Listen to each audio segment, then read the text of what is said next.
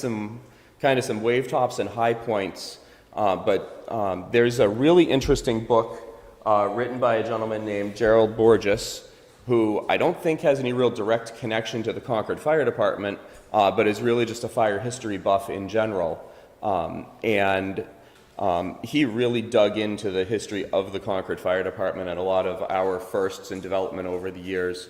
I think a couple of you may have read it already, but I'm pretty sure that it's available at Gibson's. I'm not positive about that, but you're welcome to take a look at it if you're interested in writing down the ISBN number or anything to see if you can find yourself a copy. But like I said, super good read for someone who's into the city history. There's a lot more here than just the fire department. The plan for tonight is to kind of go through like the first 100 years of the fire department in kind of a super fast fashion. I figure kind of the older history is really what you folks are probably more interested in, yeah? Feel free to kind of ask questions, be interactive. I don't need to just stand here and read a script to you by any means. I want to try to save a little time at the end to kind of let you know where we're at today currently and where we're going in the future. So if you think of any questions about our day-to-day operations, things like that, I'll try to entertain some time at the end for that. All right, so that's kind of the plan. As introduced, I'm the captain at the Broadway station, so Engine and Ambulance Company 4. I've been in the Concord Fire Department since 2000. I worked primarily at Central Station on Engine 1 when we had Engine 1 and on the ladder company as a firefighter. I did a number of years up in the Heights on Engine 7 as a firefighter. When I got promoted to lieutenant, I came back to Central on the tower ladder company. So for the last 5 years, I haven't seen hose or water because in the fire service, the differentiation is that engine companies are responsible for hose and water and everything related to that, and the ladder company literally does everything else. So forcible entry, search, ventilation, salvage, all the other jobs that aren't fire suppression specific, water and hose are the ladder company or the truck company. For the last 5 years, I've been doing that function, and now recently promoted to manage the Broadway station. So I'm back on a truck with water and hose, and we'll figure it out. It's been a while, but we'll blow the cobwebs off of that part of the job. So that's me, and like I said, any questions, don't hesitate. So where did we start? Well, you all know that Concord didn't start in 1807, right? That's a little older than that. Before 1807, there were a couple of significant fires reported in the Ledger, is that right? Before the Monitor. One was reported to be basically a barn fire or whatever. It wasn't a huge dollar loss. But then they had another fire about 14 or 15 years before 1807, where they had a significant loss downtown, and the article about it in the newspaper was kind of interesting because the article was essentially a call to action that we have a problem and we haven't addressed it. Other communities in New Hampshire had already started organized fire protection. Portsmouth was very organized very early.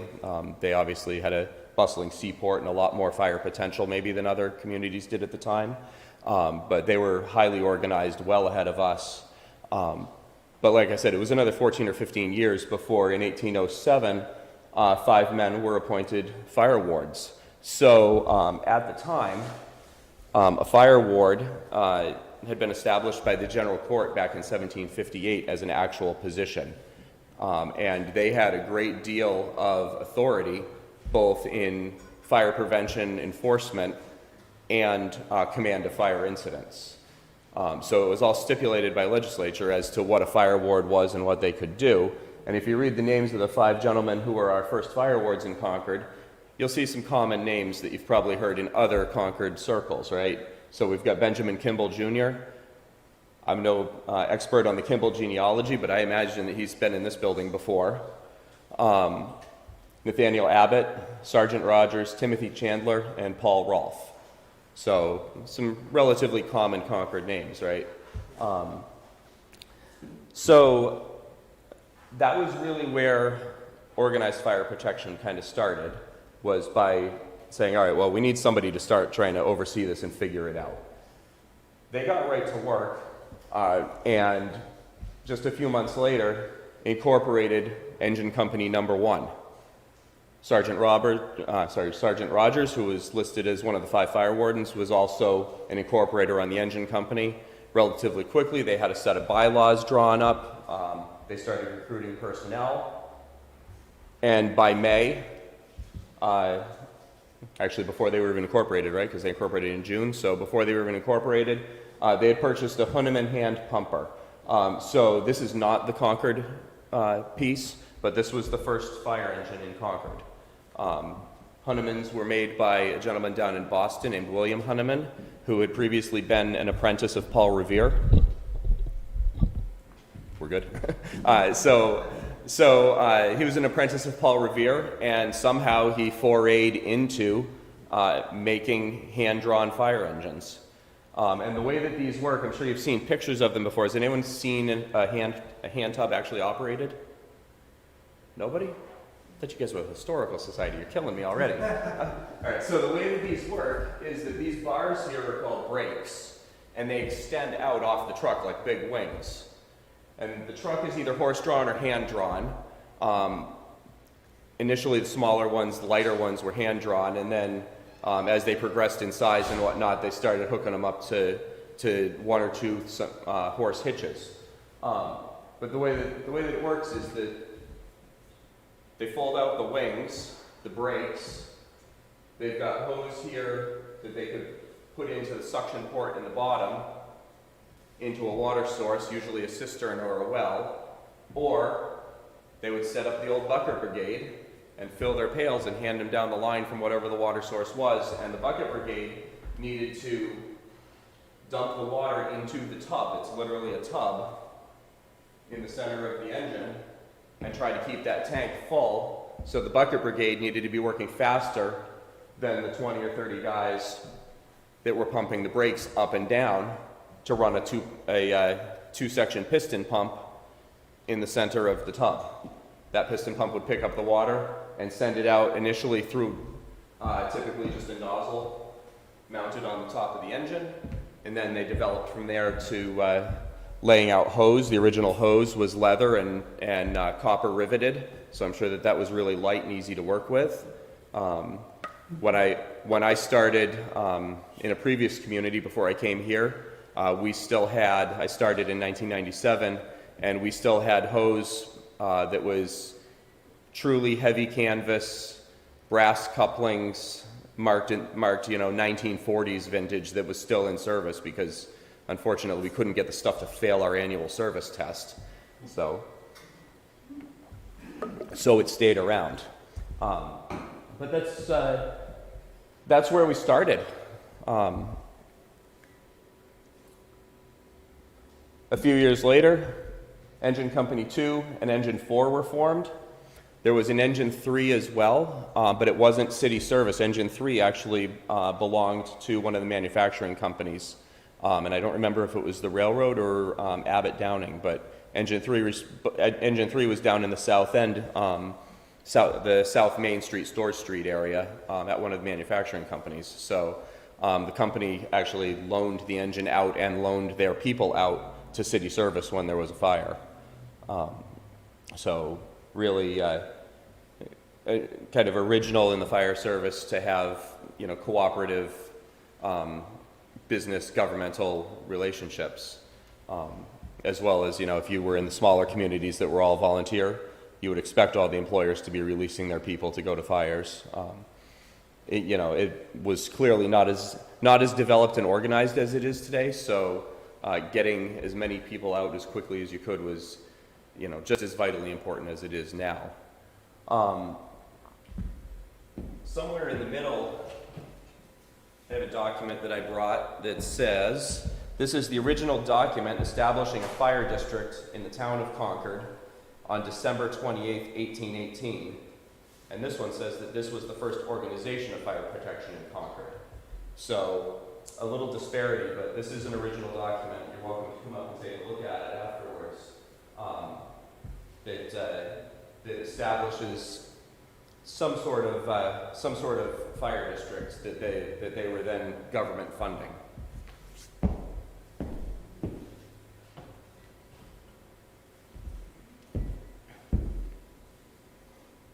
So they moved pretty quickly once they got into the 1840s and kind of got things started. As you know, Concord was a city of villages then, right? We had the downtown area, South End, West Concord, East Concord, Pennacook.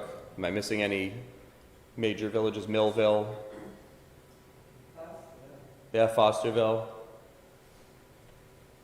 So, yeah, I should know that. I've worked in Fosterville for 20 years. Right. Yeah, so, you know, they determined pretty quickly that they needed fire protection basically for each village, and the response times were important, as they still are today. As they continued to grow the system, they bought more Hunneman engines, they built new firehouses. In 1844, fire protection found its way to Pennacook by way of the Fisherville Engine Company number 1, which was called the Torrent Engine Company. Anyone familiar with that building? Yeah. Mr. Schweiker, where is it? It's up on the extension of North State Street, however it's called up there. Yeah, so that building is just over the Boscawen line, just over the river in Pennacook, and it's now the Pennacook Rescue Squad's ambulance station. Pennacook Rescue Squad covers Boscawen, Canterbury, Webster, I think part of Salisbury. They don't have a primary response area into Concord, but they do back us up a lot. But interesting, back in 1844, they figured out mutual aid because the Torrent Engine Company was routinely responding into the Concord side of Pennacook. They didn't worry about lines in the sand back then, and you know, really we don't worry about them very much now. When somebody needs assistance, we send what we can and we help them. So like I said, they started growing pretty quickly. We had 7 engine companies in 1844. Here's their locations. Engine 1 was the rear of the Eagle Coffee House, which I assume was downtown Main Street area somewhere. Does anyone actually know? I was hoping you guys would know your old maps better than I do. Engine 2 was the corner of State and Prison Court, so I believe that that's actually Tremont Street now. There was a station at State and Tremont at one point. Engine 3, so Abbott Downing Company, so that's the one that was privately owned. At some point, the city actually took that company over and just rolled it into the city fire department. But for a long time, that was privately funded and operated. Engine 4 was on Church Lane. Does anyone know where Church Lane was? Because I'm sure it's not current Church Street, because it wouldn't make sense to have one on Church Street and one at the corner of Tremont. Engine 5, I didn't find an actual solid definition of where the Engine 5 firehouse was. They refer to Engine 5 in the history, but I haven't seen their original location. I've always known Engine 5 to be associated with Pennacook, but that may not be completely the case. Engine 6 was in West Concord, and Engine 7 was in East Concord, so that would be the Eastman Street Station, which was a community center, and I think the city has sold it now, right? While we're talking about that, we can talk real briefly about the history of the bell off of that fire station, which was not a traditional fire bell in terms of like you think of a bell in a church or in a belfry, but the bell on the East Concord station was a big round steel circle about 6 or 8 feet in diameter. And the speculation is that that big round circle was made out of railroad track that had been bent. The circle was basically just mounted to the back of the station up on the hose tower where they would hang the hose to dry after a fire. And when there was a fire, there was a big clapper that pulled back and hit that steel and just made a hellacious racket. So that was how they summoned for fires in East Concord. If you're interested in seeing that thing, when the city was getting ready to sell it, the firefighters union approached the city and got permission to remove that bell from the back of the station. I guess we should actually call it a gong, is more accurate. But that gong is now on display over on the corner of Bradley Street at Pennacook and Bradley, on the corner of the intersection there in front of the firefighters union hall. So if you've driven by there and you see a big round circle and you're like, I have no idea what that is, but that's some really cool modern art. That's actually not modern art, that's 1840s technology. So that's how East Concord was alerted for fires. At some point, the plan is to develop that little plot around it into be more of a memorial area and have some signage and whatnot. So I know there's some folks working on that.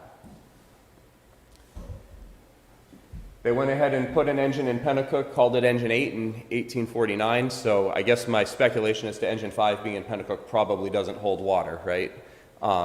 And shortly thereafter, they incorporated Hook and Ladder Company 1, so that's the first time that we had a dedicated ladder company in town. And again, the differentiation that I gave you between engine company work and ladder company work was the same in 1849 as it is today. There's been no change in that. We say that the fire service is 200 years of tradition unimpeded by progress. It's a kind of a mantra that we live by in the fire service. And, sometimes we're our own worst enemies. We really like to hang on to things and keep the status quo. The other thing that we say is there's only two things that firemen don't like. The first is the way things are. Anyone want to make a guess on what the second one is? What they could be. Change. Yep. So, like I said, sometimes we're our own worst enemies. We say 100 years or 200 years of tradition unimpeded by progress. Clearly that's not true. Just look at the apparatus that we run today versus the picture that I showed you. But we do hold on to our traditions and our history very tightly. A lot of our ceremonious traditions, stand the test of time. I grew up in Keene. When I was a little kid, my parents were both on the fire department there. When I was a little kid, I remember a chief coming in from the outside as a new hire, and Keene was a fire department that had all of their history intact. They were still operating out of their 1800s central station. They had about 10 antique fire trucks parked in a shed out back collecting dust, and they truly have held on to their history and had some fantastic gems. And when the new chief came in from the outside, the guys were concerned, like, oh, this guy's going to come in, he's going to clean house, he's going to get rid of everything. And so my dad asked the guy, he said, so chief, what's your plan with all the stuff? And he said, don't worry. We're going to get rid of the junk, but we're going to keep the antiques. So I don't know who made those decisions as to what was what, but I know a lot of stuff went, but they've still got some really beautiful equipment over there. So has everyone watched a city council meeting at any point in their time living in Concord? If you have, and Mr. Schweiker definitely has, if you have, you're aware that the city of Concord loves a good study, right? In 1851, they commissioned a study to determine the needs of the fire department. What came out of that was some pretty strong recommendations that were actually implemented pretty quickly. They started moving towards a true full-time fire department at that point. They started modernizing the fleet. They started looking at better ways to transmit and receive alarms. That's a study that actually probably paid some value for the tax dollars. So 1862, we bought our first steam fire engine, and I know the picture's kind of washed out here, but this is an Amoskeag steamer. The way that a steam engine works is very similar to a hand tub, insofar as you got to have water coming in for water to go out, just like our fire engines today, right? The steamers didn't have a tank of water like we carry today. I have 750 gallons on my engine. They came dry, and same thing, the bucket brigade would need to keep up with the steam engine, or they would need to attach to a fire hydrant, which back in the day, has everyone heard the term fire plug? Fire hydrants used to be called fire plugs. The reason they used to be called fire plugs is because the wooden mains would have locations where the fire department could tap into the wooden main, drop a suction hose in, and draft water out of the main. And a lot of times they would drill a hole specifically for a fire. The mains obviously weren't under the kind of pressure that they are today. We see about 125 pounds of operating pressure downtown. So I definitely wouldn't want to drill a main on Main Street today, but I think when it was probably just residual head pressure coming down the hill from Pennacook Lake, it probably wasn't that bad. But they would actually drill a hole into the wooden main, put a suction hose in, draft the water out with the engine, send it up the hose lines to fight the fire. When they were done, they actually had wooden plugs, and they'd tap it into the main, and that's how they left it. So the firemen started memorizing where the plug locations were, and those became access points over the course of time. More and more plugs were installed. So more fires meant more hydrants, I guess. Eventually, pressurized hydrants were introduced up to what we have today with a municipal water supply system. We're very fortunate in Concord. We have an exceptionally good municipal water supply system in the about 30% of town that's covered. On the flip side, even though we only have hydrants in about a third of the city, about 90% of our fires happen in that 30% of the city. So generally we're in a really good location, or a really good place for water supply. When we're in the rural districts outside of the hydrant area, we rely very heavily on mutual aid for other departments to bring in engines and tankers and bring us water and help support the effort, and likewise we do the same for them. Amoskeag steam engines, back to the original slide here, were actually constructed in Manchester in the Amoskeag Mills. If you go down to the Mill Yard Museum, has anyone been down there? I believe they have a steamer in there.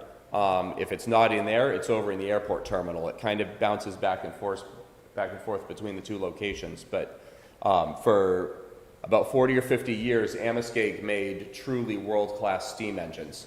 So you've got the water supply coming in. As soon as the alarm of fire was received at the station, the engineer on the steam engine would start a coal fire in the boiler, start the steam boiling to operate the piston pump. So the engine would be hauled down the road by usually a 3-horse hitch, and literally have coal smoke just billowing out of the pipe on the top here, while they were building enough heat and building enough pressure to operate the pump to fight the fire.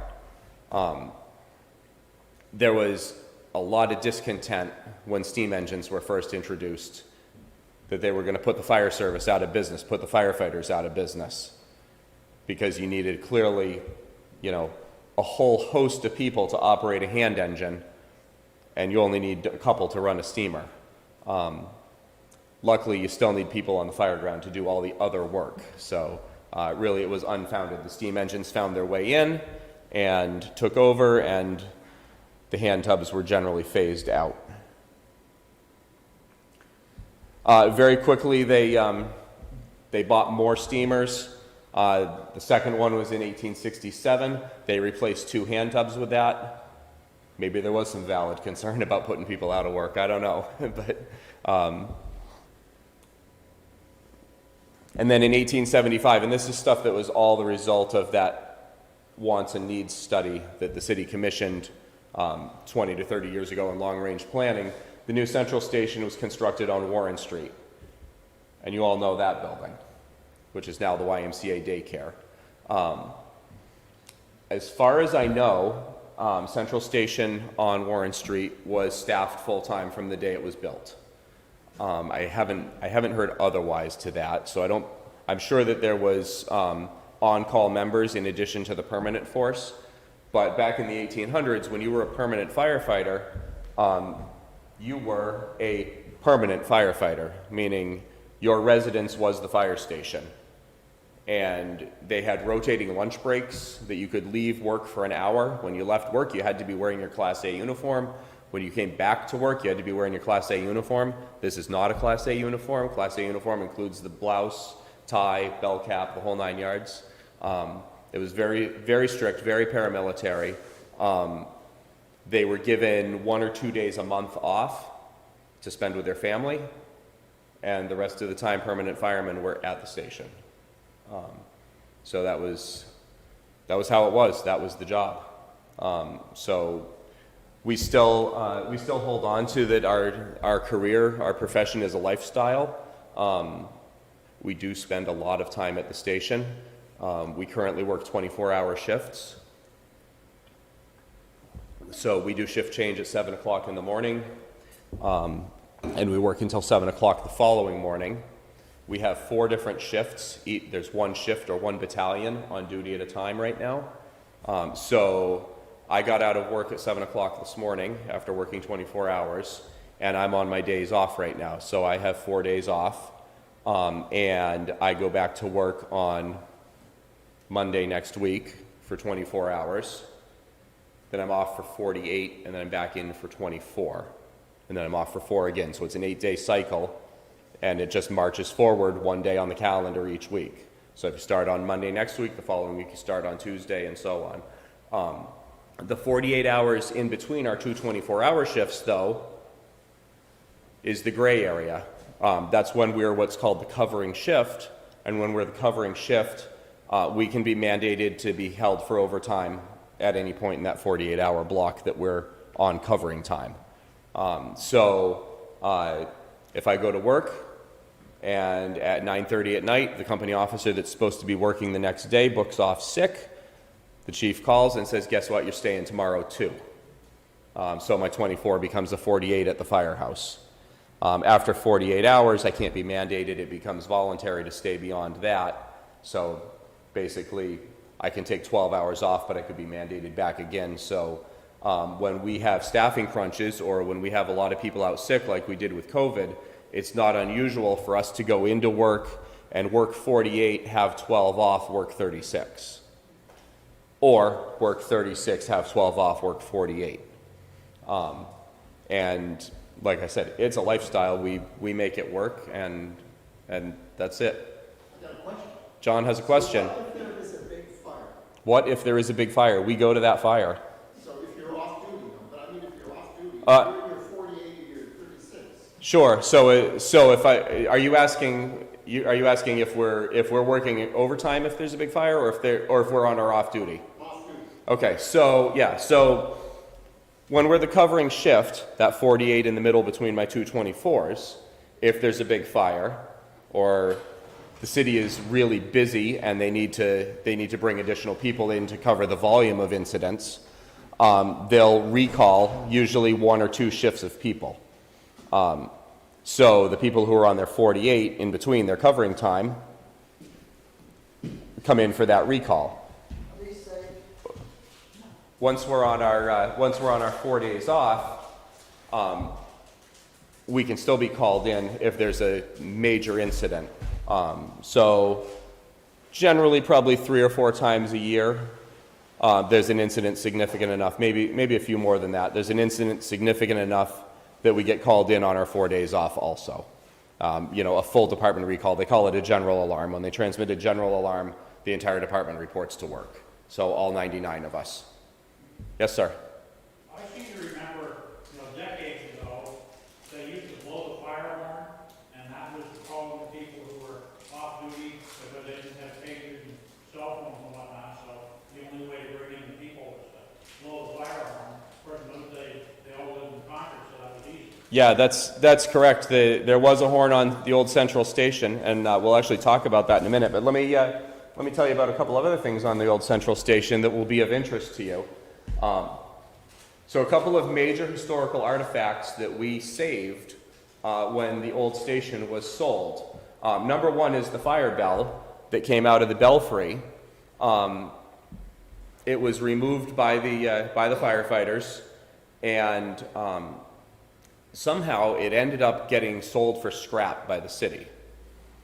And we're not exactly sure how that happened, but it ended up in somebody's antiques yard, and somebody stumbled upon it up in North Conway and was like, hey, that's our bell. Like, no, really, that's our bell. and the guy had it for sale for $5,000. And so they entered into some negotiations, and he agreed that $3,500 would be acceptable. So the firefighters union bought it for $3,500. Story came out to the public that had occurred, and someone from the public actually very generously made a donation to the firefighters union and reimbursed the cost of the bell, with the stipulation that it be returned to Concord and that it be appropriately displayed for public viewing. So if you look through those buildings over there to where fire headquarters is at the old waterworks on the corner of Horseshoe Pond Lane, the bell that's the centerpiece in the headquarters plaza is the original fire bell from the central station in 1875. We successfully got that piece home. And then the other piece that's a very interesting talking point and a little snippet of Concord history is the old central station weather vane. And I'm sure most of you are aware it's there, but maybe never really ever noticed it. But when I was driving down South Street coming in tonight, the whole time coming down South Street, the only thing you can see is the hose tower with the weather vane all the way down South Street. So it was like, well, that's oddly appropriate. A story with the weather vane is that it was purchased and installed as part of the original station.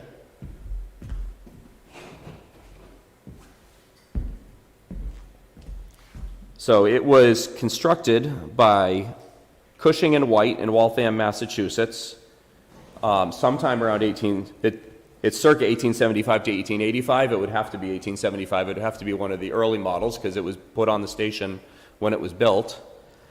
And it's a true original collectible piece. So in the 1980s, before the 1980s, in the late 70s, the city did a study about fire service wants and needs and fire protection and deployment.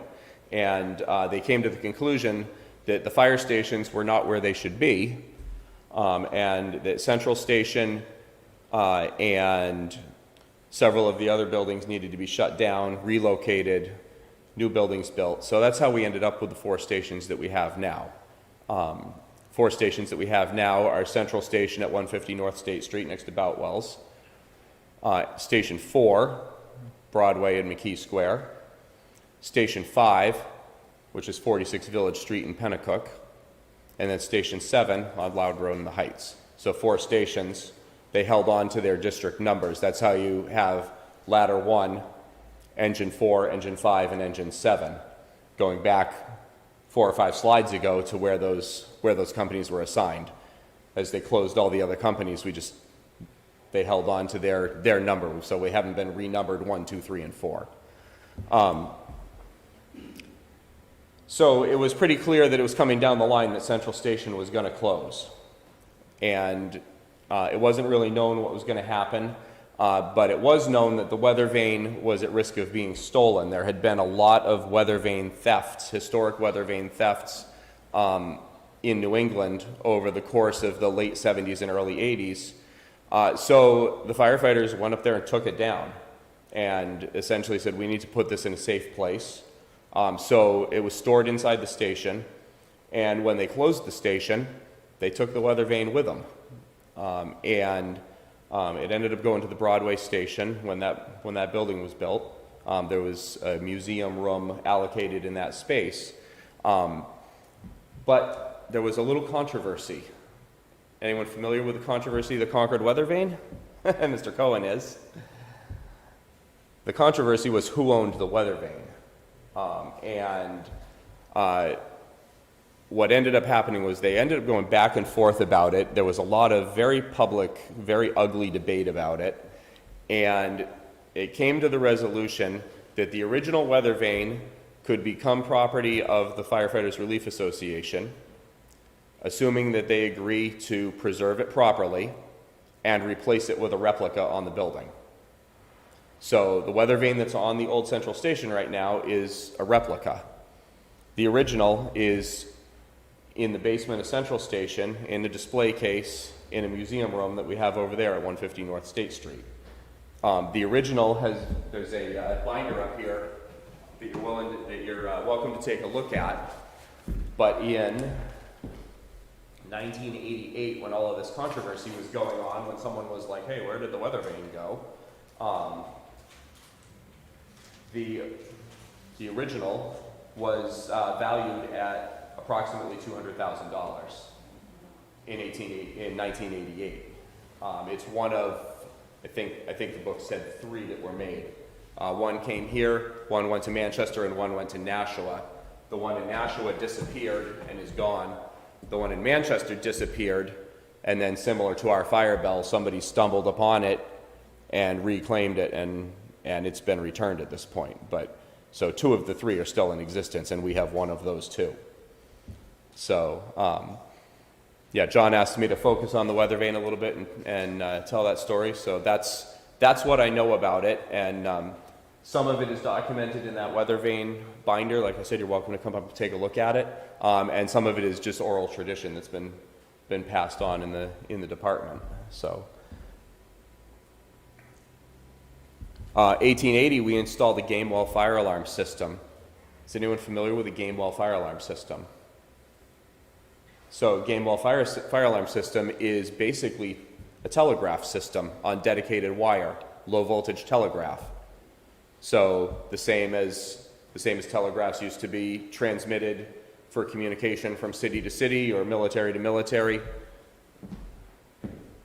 The Gamewell Company out of Newton, Massachusetts designed this system. Has anyone seen a street box before? Anyone ever wonder what's inside? So they designed a system that's a spring-driven mechanical telegraph. And this one's missing the winder, but basically you wind the spring up and it holds tension. And when the box is activated, by opening the door and pulling down the hook. How old is that? This one's probably 1950s. Yeah. So it might be a little older than that, maybe 40s. But you activate the pull station on the outside. The bar mechanically drops the arm here. The spring tension starts a series of gears spinning inside, and as they wind, there's a little silver wheel here, and I don't know if you can see it, but the little silver wheel has teeth on it. And as the teeth turn, it makes an electrical connection by pushing a little bar over here to close the circuit. Sorry, it actually opens the circuit. The circuit is normally closed. When the teeth make connection, it closes the circuit. And basically the teeth tap out a number. So this is box number 741. So there's 7 teeth, 4 teeth, and then 1 tooth. 1 tooth, only 1. And as it turns, it does 4 cycles, or 4 rounds we call it, and it sends through 741 on the bells. So the bell in the station starts ringing, and you subconsciously start counting, even when you're asleep, believe it or not. And you count out 741, and then you recognize, because you've been to box 741 100 times, that you're going to XYZ location where 741 is, or you look at a chart on the wall and go, oh, 741, okay, corner of Loudon and Blodgett. And you get on the truck and you go there. So obviously the the system has developed a lot since then. The picture here is, and again, I'm sorry it's a little washed out, but this is a ticker tape, we call it. It's basically a punch tape that receives the telegraph signal and punches that 741 onto that reel of tape. And it's all again, spring-driven mechanical. The only electricity in the system is the low-voltage telegraph. So if we miss counting or we're not sure, you go look at the tape. 1, 2, 3, 4, 5, 6, 7 triangles, 4 triangles, 1 triangle. 741, okay, get on the truck. So for years and years, that's how the fire department was turned out to incidents. And the street boxes, you know, basically on every corner or every other corner were wildly important. It was the most reliable way to contact the fire department. The fire alarm operator, now called dispatchers, but the fire alarm operator would be in the fire alarm office monitoring the fire alarm system, and then they would turn the companies out. So we still have an extensive system in Concord. So our 1880s technology, how many years later? 250 years later, right? Something like that? 150? I worked last night, sorry. 150 years later, still literally the most reliable way to call the fire department. When they had the major blackout in New York City about 10 or 15 years ago, the telegraph system was the only communication system that was working to report emergencies. So where are we at now? Everyone's got one of these, right? So we don't receive a lot of street boxes as far as people going to the corner and pulling the hook, we call it, to contact us. But what we do receive is a lot of master boxes. So how many folks have been to a building where you've seen the box on the outside of the building and been like, well, that's an interesting location for a street box? That's because inside the guts of the box, there's an additional apparatus that monitors the building's fire alarm system.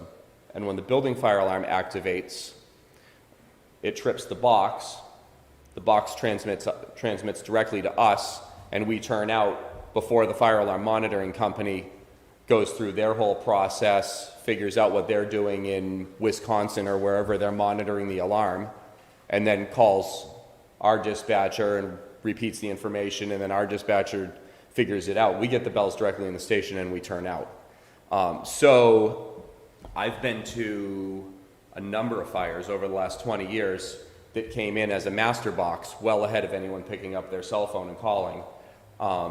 You may recall there was an apartment fire in Pennacook probably just about a year ago, where we took 4 people out of the building over ladders. It was a fire on the 3rd floor of a garden apartment. It wasn't the one at 20 Bog Road that burned the roof off the building. It was about a month earlier across the street at 29 Bog Road. But we took, was it 4 people? I'm sorry, 7 people. We brought down out of the 3rd floor over ladders, 2 adults and 2 kids by ground ladder, and then a pregnant woman, a child, and her husband. We brought down from the 3rd floor in the tower ladder bucket. So that fire alarm came in as a master box on the telegraph system.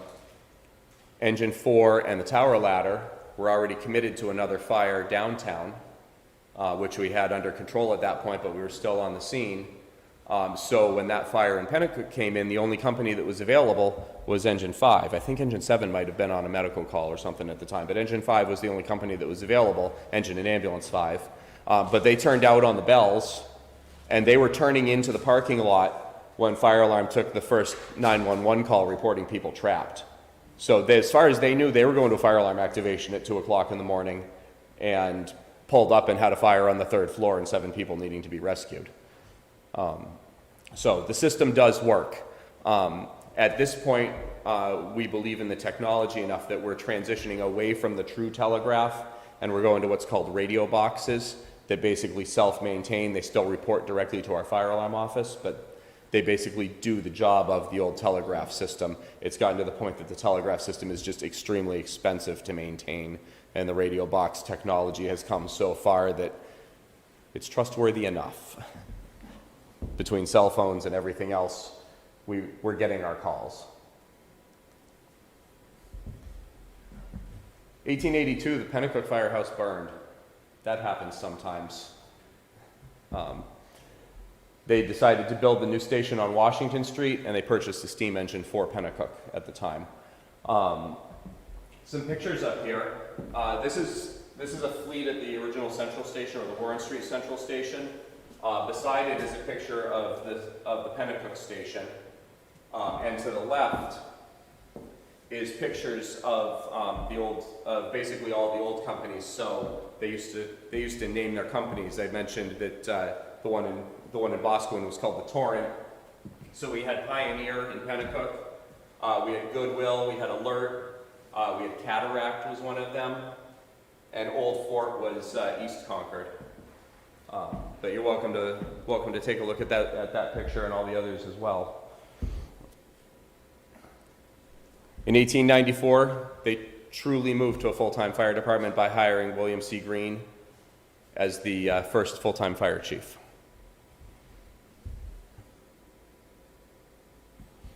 And we'll kind of bring our stroll through the first 100 years to a close in 1913, when they purchased the first motorized fire apparatus and laid off some of the horses. It was a Robinson 2-tank chemical engine, so it's what's called a combination apparatus. So it basically had 1 tank of water and 1 tank of a chemical extinguishing agent. They staffed it with 4 people full-time. And this is a picture of that apparatus and that company. And if you look on the back wall, you'll see that there's actually a nice litho that's better than this picture of the apparatus itself, just to the right of the window. So that brought us to our first motorized apparatus. So obviously we've continued to develop from there. Where are we today? What do you guys know about our operations? Our core values are on the board: integrity, courage, dedication, compassion. That's what we go to work to be, and that's what we go to work to do. Anyone have any idea of what our day-to-day operations look like today, what our profile is as far as staffing, stations, apparatus? I mentioned that we have 4 stations. Oh, there go the guys. Well, you're really an ambulance service that sometimes puts out fires. I'm sorry, I didn't hear you. You're really an ambulance service that sometimes puts out fires. We're definitely an ambulance service, and we should talk about that for a second. In 1976, the fire department took over EMS, Emergency Medical Services, from the police. When the police ran it, it was basically a paddy wagon that they put a stretcher in and they hauled you to the hospital. And when the fire department took it over in 1976, was really when emergency medical technicians was just starting to become a thing. And we harnessed that very quickly in Concord, really grabbed onto it. And does anyone remember the TV show Emergency back in the late 70s? So that show was based in LA County, where paramedic service was really originated, and advanced life support care outside of the hospital was initiated by some real forward-thinking people.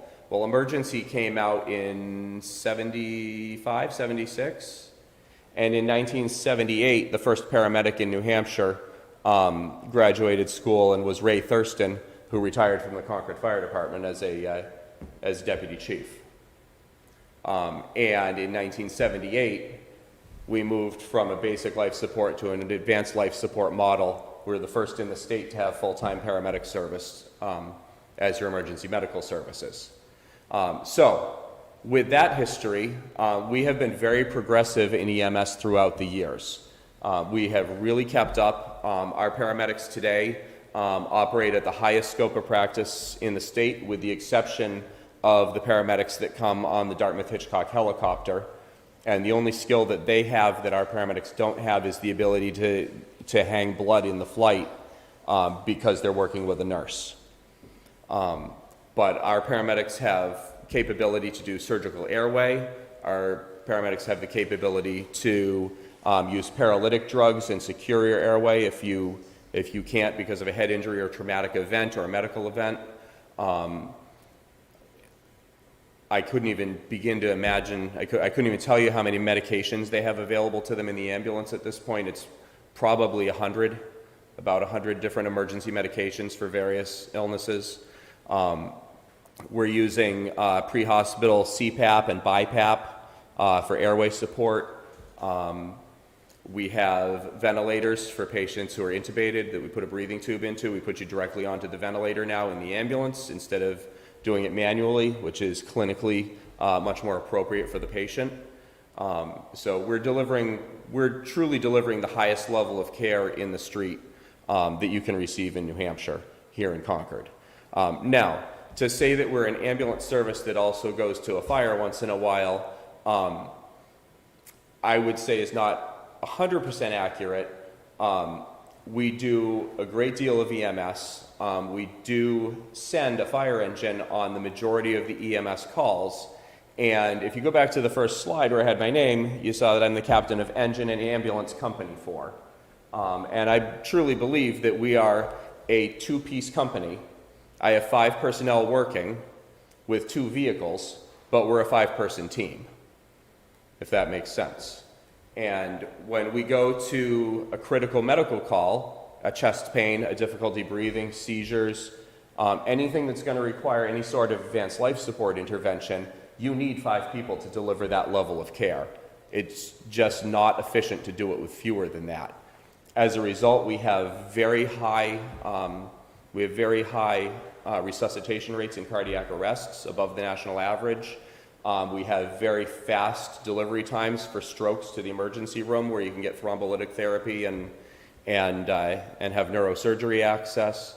Having those 5 people readily available right away as a 2-piece company is critically important in advanced life support situations.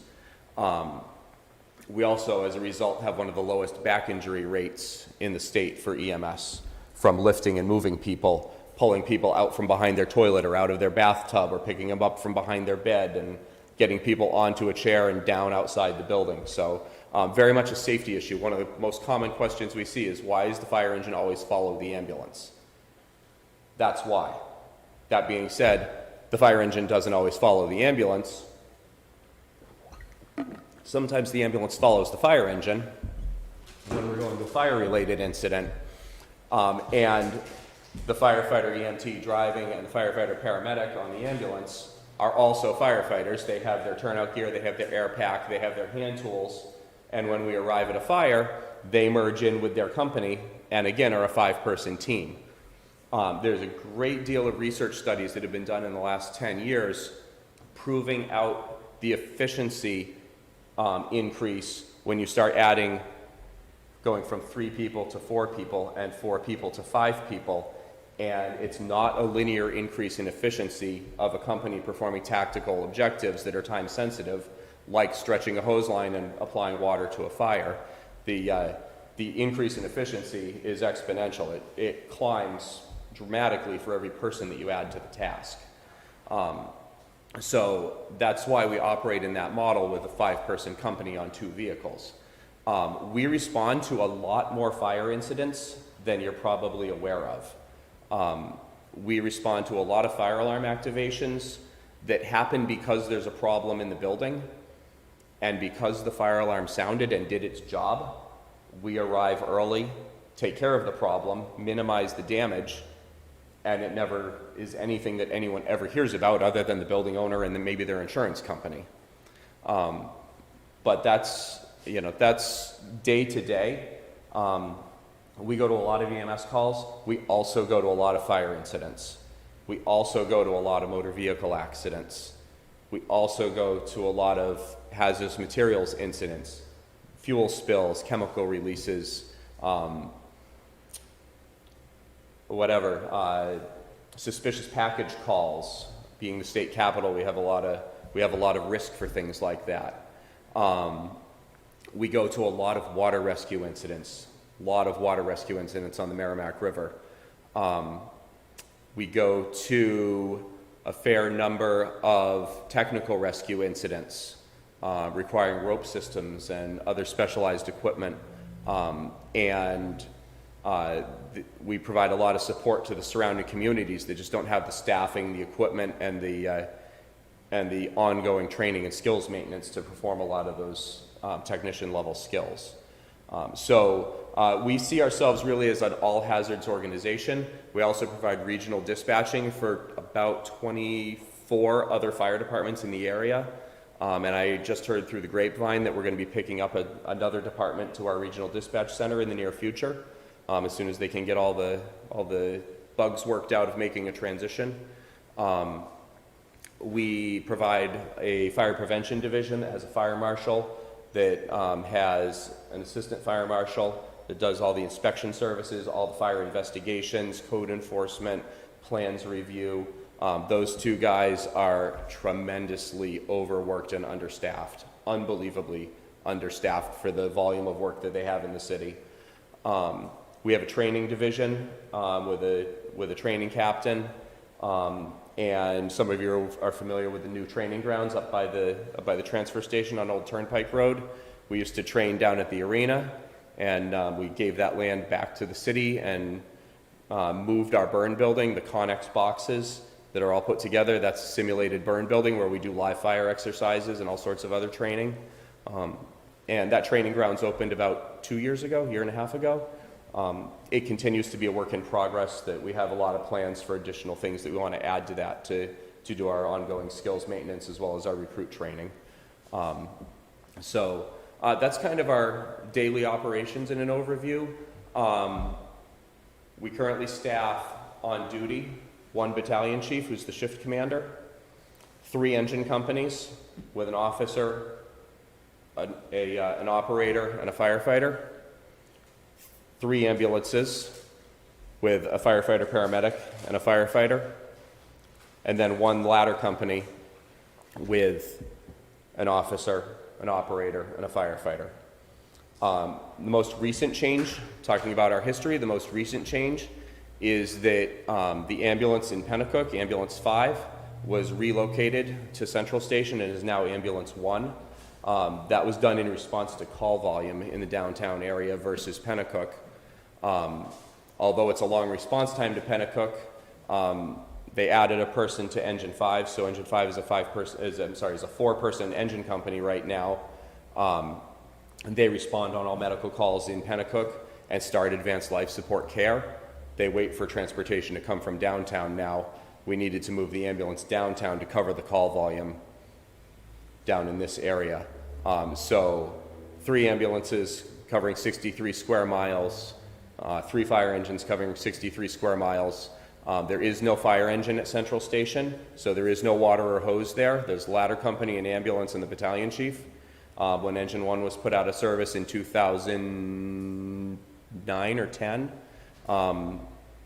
that was the last time that capability was at Central Station. We make do with what we have. We're extremely aggressive firefighters, and we do what we can to get it done. Does Rescue 1 help you in the Pennacook area? Does Rescue 1 help us in Pennacook Rescue? With emergency calls. So Pennacook Rescue will come into the Pennacook area if the Concord ambulances are all tied up. So yes, they do when we've run out of resources. Likewise, Bow comes into town a lot, Loudon comes into town a lot, Tri-Town Ambulance comes into town a lot. Our biggest need right now is to increase our capacity in providing EMS transport. Yesterday I had 2 incidents where we waited for an out-of-town ambulance to come to transport an advanced life support patient that we had started treating.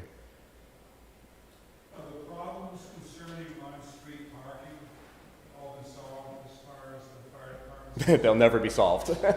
They'll never be solved. That being said, I know the city's done a lot of work addressing on-street parking, specifically on the narrow streets. When that was coming up as kind of a hot topic, I was a lieutenant on the tower ladder, and we actually went out with community development, maybe? Someone from City Hall. We ended up working with them and went out and drove through some of the tight streets to demonstrate what we needed for space just to be able to get the truck through the neighborhood. And I know that they heard that, they made some changes and adjusted some one-ways and restricted some parking, and I'm sure that tipped some people over. Sorry about that, but it's really important that we be able to get where we need to be. It'll never be solved, especially in the winter when the snowbanks creep in and we lose 8 feet of street width to begin with. I hope that answers your question. Yes, sir. Well, I've got a story that I'd like to comment at the end. I used to work over on Loudon Road, and at that time, the Hike Station had 2 engines. They had an old American plant with red, and then they had one of the new diesel engines. Yep. It was yellow. Yep. So they're very easy to tell them apart. And one of our guys was a volunteer, or ex-volunteer up in Tilton somewhere. So half the time, the red engine would go by first, he'd say, well, that's an American with France, that's good. You can outrun the other easily. And the other half the time, the yellow would go by first. He'd say, oh, they had to give it a head start. But anyway, my question being, you seem to get by with only 1 engine out there now, even though Hikes has probably doubled in build-up since those days. Are the engines really that much more efficient? Do the work too? The equipment is definitely efficient. Our equipment committee has done a fantastic job putting together specifications for custom apparatus that is really good to work on, very ergonomic to work on. They put a lot of thought and effort into what they're purchasing. We've had great support from the city in the last few years of accelerating our replacement plan. So we're getting rid of trucks before they get to the point of really needing to go to the scrapyard, generally speaking. But that being said, we put hard miles on our trucks. I remember, God, almost 20 years ago probably, I was sitting in a class at the fire academy, and the instructor was trying to make a point, and he was like, when's the last time you saw a fire truck with over 100,000 miles on it?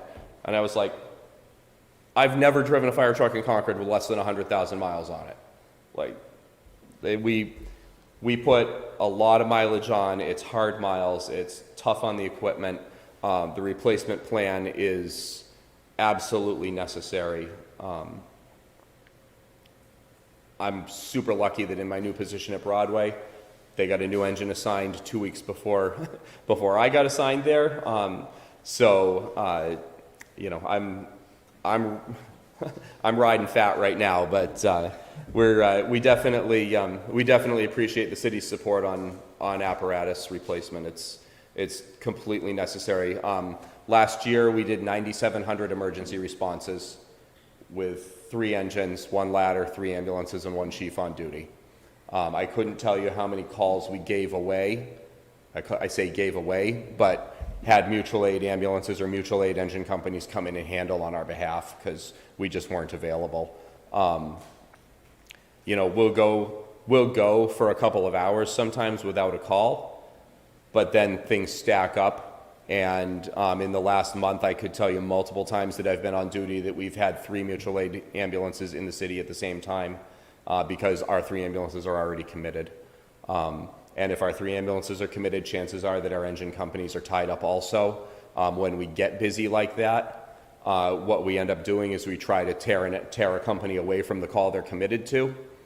Like, okay, you guys all set? Bye. And we go and try and handle the next call. That's, you know, we don't compromise patient care. We don't compromise a tactical operation. But if we're at a position that we can release a company and get them back in service, we'll take the next call. We try to limit how much mutual aid we have come into the city, mainly because we don't want to be a burden to the other communities. But they're pretty understanding. We provide a lot of support out also. So, other questions? So feel free to come up and look at the stuff. Like I said, I've got the original document establishing the fire department, some pictures of the old stations. I didn't mention, this one here is a picture of the Plains station, which was established up in the Heights, kind of where the end of Thomas Street tees in, right by Hazen Drive. That building's obviously no longer there, but that's the original station in the Heights. They called it the Plains. I've got a deputy chief's or shift commander's diary from 1970, so that's his daily journal. Feel free to thumb through that. You'll see that in 1970 they were going on probably about 2 runs a day, and they were doing it with 24 people on duty without doing emergency medical services. Yesterday we did 36 calls while I was on duty, and we did it with 20 people on duty. So that's interesting perspective that. Is there some special thing about those helmets? Oh yeah, so I brought a couple helmets in. This is probably a 1930s vintage Carnes and Brothers tin helmet, which was very typical of the day. And I brought my current helmet just so you can have a comparison piece. We hold on to our tradition. It pretty much looks the same. And I was talking to someone earlier about a post that was on the, it was either on our union or our department Facebook page not too long ago, about how we were transitioning the department away from the traditional helmet style into a European motorcycle helmet look that has a flip down, pull down shield and side impact protection and all sorts of safety advances that's going to change the way we do business and keep us all alive. And my response was that post on April 1st? It was, yes, it was. That's, we hold on to that tradition. Other things that are over here, this is an original Concord Fire Department speaking trumpet.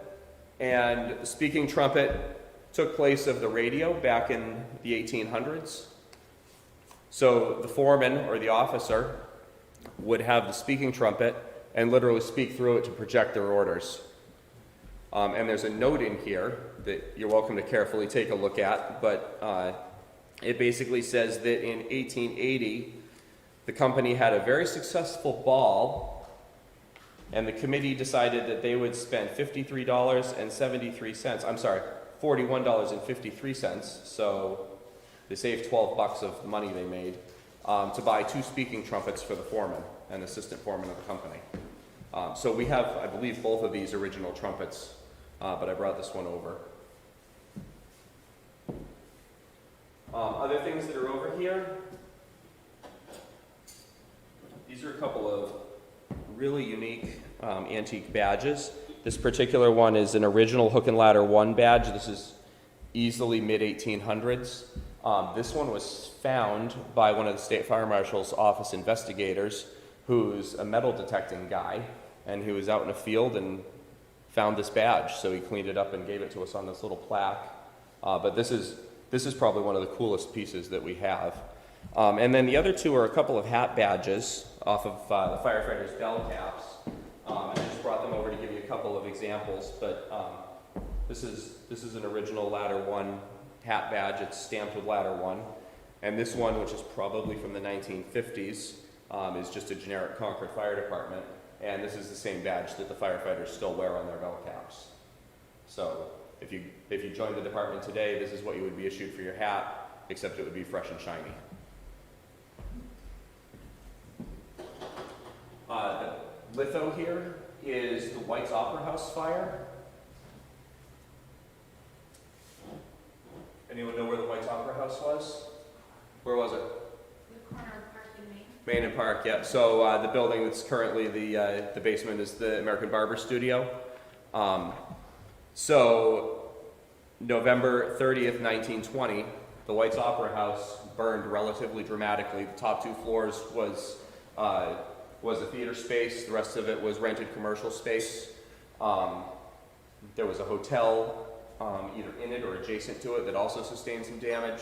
But there's a little narrative of the actual fire report here. I'll leave this document in front of it, but you're welcome to take a look at that also. The interesting thing about this particular painting is that you can see 2 steamers that were still in service in 1920. So our 1800s, 1880s steamers were still in service in 1920.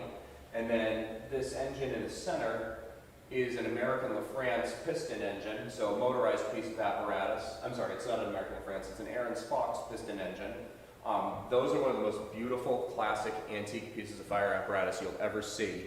And that particular engine that's in that painting is still in existence, and it's owned by a private collector down in Massachusetts. And I've actually seen that truck pump water at a couple of events. So it's pretty cool that it's still there. It would be really nice to bring it home sometime. Wow. The person who painted this was named Mel Bolden. He lived in Loudon. Mel was a huge supporter of the fire service and a really, really talented artist. He was commissioned to do this painting by the Firefighters Union as a fundraiser, and they got like 500 of these lithos made, and I guess they never really did anything with the fundraiser because there's still a stack of them in the museum. But Mel also did a historical perspective set of magazine covers of the Rural Fire Service for Fire Engineering Magazine, which is our professional trade journal. So he had national recognition there. But the firefighters in that litho are all people who were on the job in the 80s when Mel did those paintings, and he got on-duty guys to, you know, to stage how they would do the task that he was envisioning, and he used them. So I know that one of these guys is Doug Giles. If any of you know him, he retired in 2002 or 3. And Doug could probably tell you who all the other people are. I mean, he's told me before and I don't remember, but super interesting. The 2 wooden fire trucks, you just tell the story about those at the beginning real quick. So when you were only doing 2 calls a day back in the 70s, there was a lot of downtime at Central Fire Station.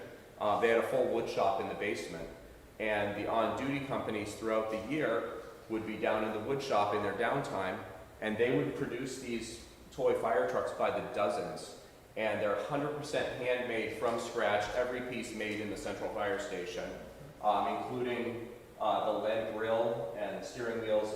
Everything was made in the station, maybe with the exception of finish nails. And they put these together, and they stockpiled them throughout the year, and come Christmas time, they would hand them out. They would be gifts for needy children at Christmas. So they did that for years, like decades. That was just what you did. And over the years, an awful lot of these have found their way back to us, and we probably have at least a couple dozen of them in the museum down at Central, and there's probably a dozen down at Broadway. There might be a few others in the other stations, but a lot of them have found their way back to us, which is pretty cool that they did, and a lot of them are in really good condition. 2 other pictures over here. I'll just give you a quick description. The first one is our snorkel truck that was staffed in the 1970s and early 80s. So a snorkel truck is a type of aerial device that, if you picture a tree trimming truck on steroids, that's basically what it was. It would go about 85 feet on an articulating boom with a basket on the end. It's the only snorkel that we ever had. At the time, we had 2 aerial ladders and the snorkel all staffed. Today, we staff the 1 tower ladder company for the whole city. And then the last picture is just, I thought it was a really great picture, speaking to our history to emergency medical services. It's a picture from the late 70s or early 80s of our guys providing care. It looks like in a motorcycle accident, maybe, but just doing what they do back in the day. Yeah. So. Chris, you'll stick around. I will. I'll stick around, be happy to chat with folks for a while, and I will turn it back over to you. Thank you all. Quick reminder, 2nd Thursday next month, Will Cressy, presented by Byron Chapman. Thank you very much. Thank you. Folks, thank you for turning out. We'll look for you next month, on the 2nd Thursday. Thanks again for coming. Chris, that was a great job. Thank you. Appreciate it. Thank you very much. Oh, my pleasure. My pleasure. Yeah. I was a policeman in the 70s, and I was on the last ambulance calls that went on from the police department. Oh, yes. So is my analysis correct? And Throw 'em in also, that's Throw them where back I and got, drive? and that's where we got the first, yes, I did drive the paddy wagon to an accident. but we also had a Cadillac ambulance, Yeah. and which is more like a hearse. Yep. My Yeah. parents used to work on a. And about Pontiac. 1967 or 8, we got our first truck. Yep.